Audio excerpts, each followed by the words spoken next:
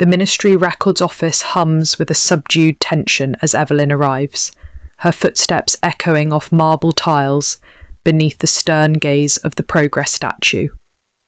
She moves with habitual precision, clutching a sealed dossier marked with the crimson ministry seal.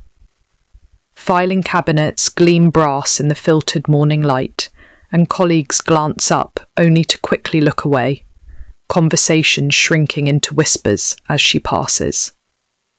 At her desk, Evelyn sorts through Edmund's estate files, cross-referencing ledgers and ticking off forms as instructed, her methodical routine disrupted when she attempts to access the archive terminal. The system denies her, flashing user profile flagged for review. She tries a second cabinet. The brass lock resists, her permit no longer accepted. Brows furrowed, Evelyn glances toward the manager's glass-walled office, noting a cluster of senior officials in low-voiced conference. She makes no complaint. Instead, she quietly scans the archive log for irregularities, noting her restrictions and the timing, imposed just after Edmund's death. She suspects this is no bureaucratic accident. As she slides the sealed dossier into her satchel, Evelyn's sense of being watched sharpens.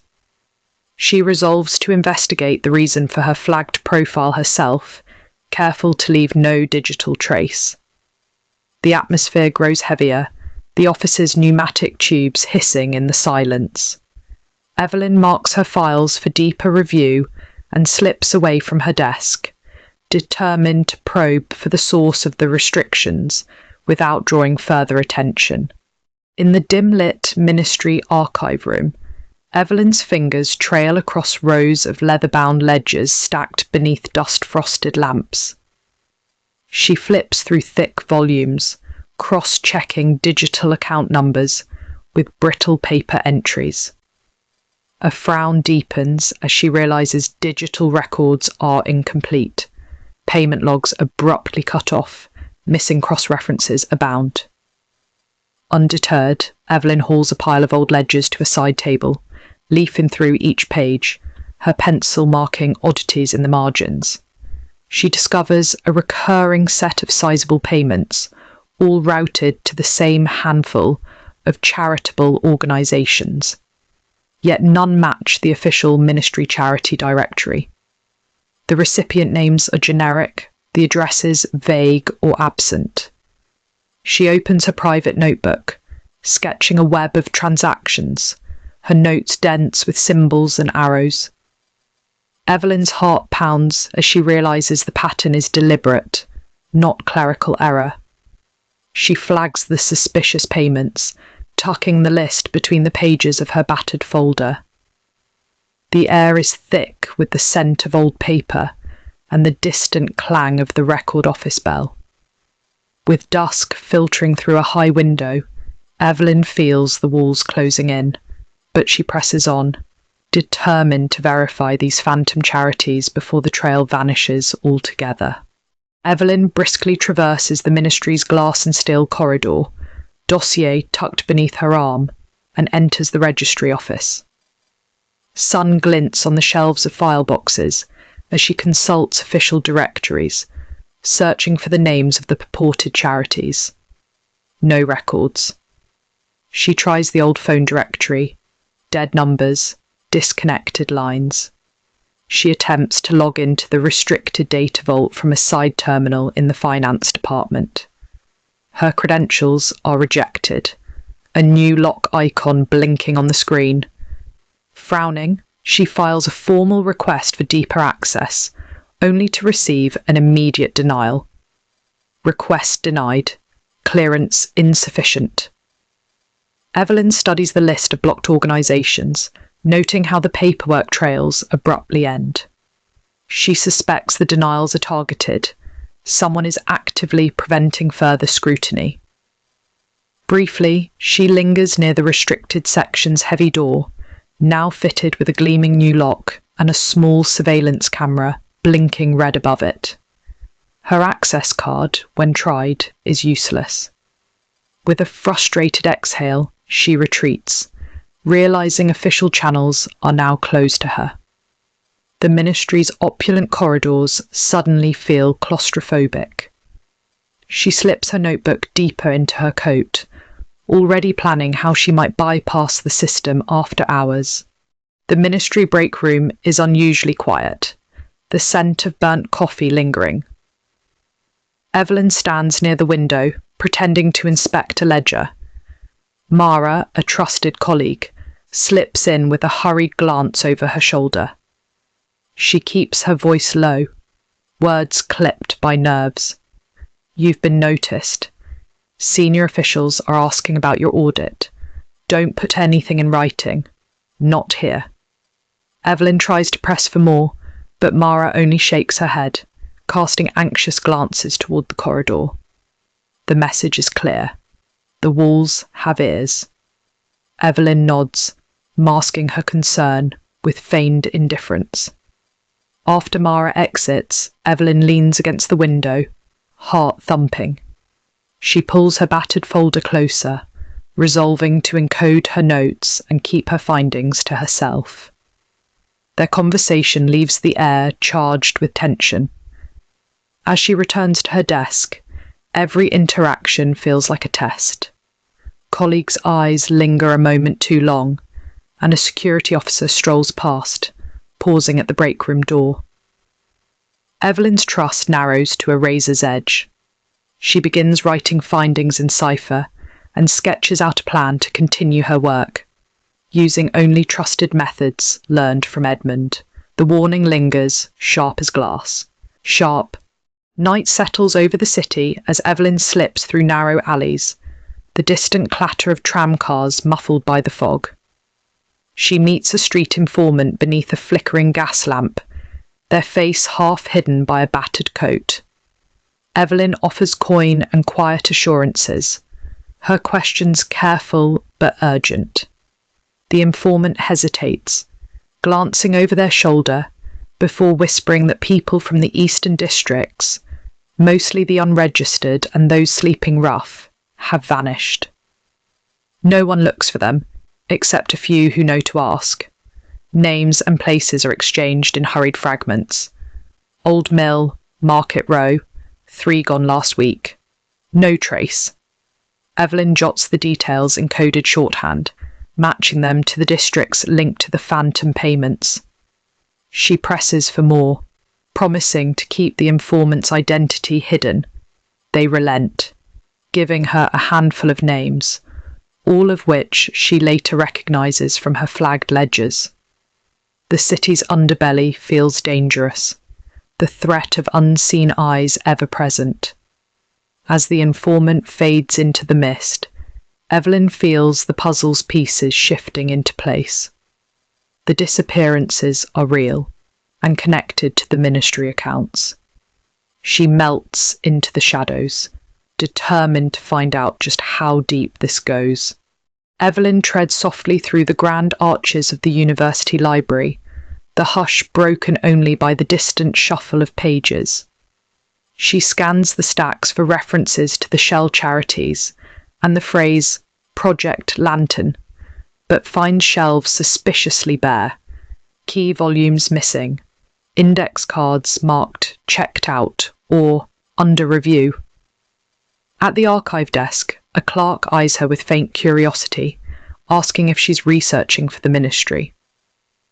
Evelyn gives a vague answer, then drifts to a secluded corner where scorched pages protrude from a damaged folio. She delicately copies what she can: a partial list of names, a cryptic symbol, and a date circled in faded ink. The page edges are brittle, blackened by fire. She tucks the slip into her folder, heart racing as footsteps echo nearby. The feeling of being observed grows. Evelyn slips out, passing under a shadowed arch as the clerk watches her leave. The absence of information here is as telling as its presence in the ministry. The cover-up is wider than she feared. Outside, the city's bells toll midnight. Evelyn's resolve hardens as she heads back toward the ministry, determined to retrieve whatever evidence she can before access is lost for good. Back at the ministry, under cover of early dawn, Evelyn slips through a rarely used side entrance, the air sharp with the tang of machine oil. She freezes as she notices a new security camera installed above the restricted section's door, its lens panning silently. In the shadowed hallway, two strangers in low hats move methodically, rifling through files near Edmund's old archive. Evelyn ducks behind a row of cabinets, heart pounding, as the strangers converse in low, clipped voices, too well dressed for clerks, too calm for auditors. She edges closer, straining to catch their words, but they only mention the heart file and directorate orders. The tension is suffocating. Evelyn waits, barely breathing, until the men move on. She slips to the archive door, tries her old access card, still blocked. She dares not linger, aware that her presence could be detected at any moment. The sense of danger is acute. Every shadow might conceal an enemy. Evelyn retreats, shaken, her need for caution now absolute. As she exits the ministry, her comm tablet pings, a summons from a senior official. She tucks it away, adrenaline surging, and heads out into the morning fog. Evelyn sits rigid in a high-backed chair before the senior official's desk, the office heavy with the smell of wax and old leather. The official, face impassive, leafs through a file labelled with her name. "We appreciate diligence, Miss Hart," the official intones, "but some accounts are best left undisturbed. Your predecessor made similar mistakes." The words hang, menacing in their calm. Evelyn keeps her face blank, feigning confusion, insisting she was merely following audit protocol. The official's gaze is sharp, probing for weakness. Records reflect initiative, not insubordination. We expect this matter to conclude, swiftly. Evelyn nods, murmuring compliance, even as her mind races. She recognises the threat. Others have vanished for less. The meeting is briskly ended. She is dismissed with a final warning about the limits of curiosity. Evelyn steps into the corridor, knees weak, but resolve steeled. She knows now the conspiracy is sanctioned at the highest levels, and that she is very much in danger. She hurries home, clutching her folder, determined to secure her evidence and accelerate her investigation before time runs out. Night cloaks Evelyn's small apartment as she spreads scorched pages and coded ledgers across her desk, lamplight pooling in golden circles. She works deep into the night, transcribing Edmund's cryptic margin notes and cross-referencing them with her own findings. The cipher is intricate, built from abbreviations and symbols only she and Edmund understood. Some pages are blackened, ink run or missing, but Evelyn perseveres, tracing patterns in the chaos, names, payment dates, and districts. She recognises several of the vanished homeless among the lists, linking them to the suspect ministry transfers. Her hands tremble as the scale of the conspiracy takes shape in columns and crossouts. She sketches a map, connecting vanished citizens to the eastern districts and matching each one to ministry payments routed through the shell charities. The evidence is partial, but damning. As dawn threatens the horizon, Evelyn locks her most sensitive notes in a false panel behind her bookshelf, heart pounding with fear and vindication. She stares out into the city's darkness, knowing she is closer to the truth, but also in far greater danger than before. The hour is late when Evelyn's pen stills, a chill crawling up her spine. She rises and peers through the threadbare curtain. Across the street, A figure stands in the shadows, face obscured beneath a low-brimmed hat. Evelyn's breath catches. She extinguishes the lamp and crouches, heart hammering, clutching her folder. The figure lingers, unmoving, then circles the block, boots echoing on cobblestone. Evelyn moves swiftly, retrieving her most sensitive notes and sliding them into a hollowed-out floorboard beneath her bed. She checks the latch on the window, the lock on the door. The figure eventually fades into the night, but Evelyn's sense of safety is gone. She crouches in the darkness, listening for further sounds, every creak amplified. Her life, and the truth she's uncovered, are under direct threat now.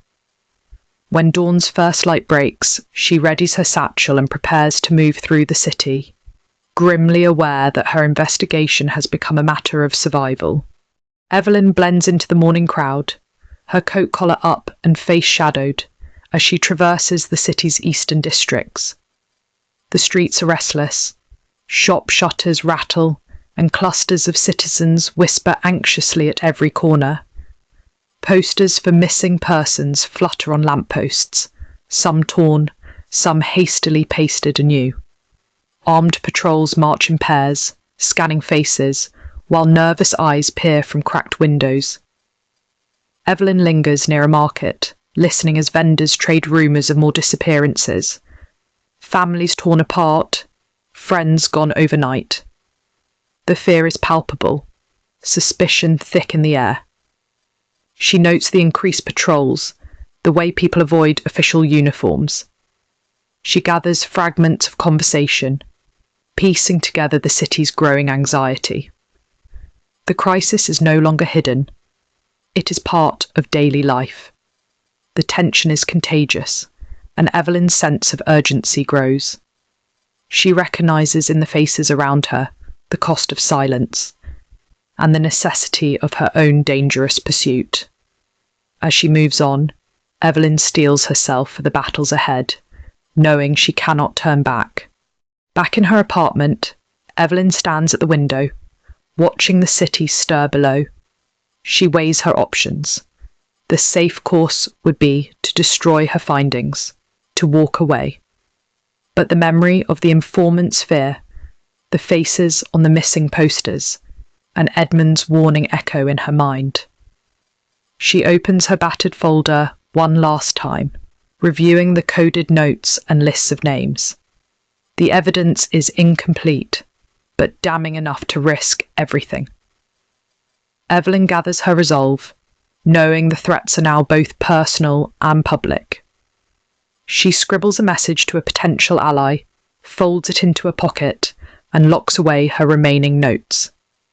As she closes her door behind her, the city's unrest is audible. A distant chant, the clang of a patrol bell. Evelyn steps into the street, no longer hiding from her purpose. She is committed now, ready to reach out to those who will help her, no matter the danger. The episode ends with her silhouette merging into the city's shifting crowds, the next phase of her investigation already in motion.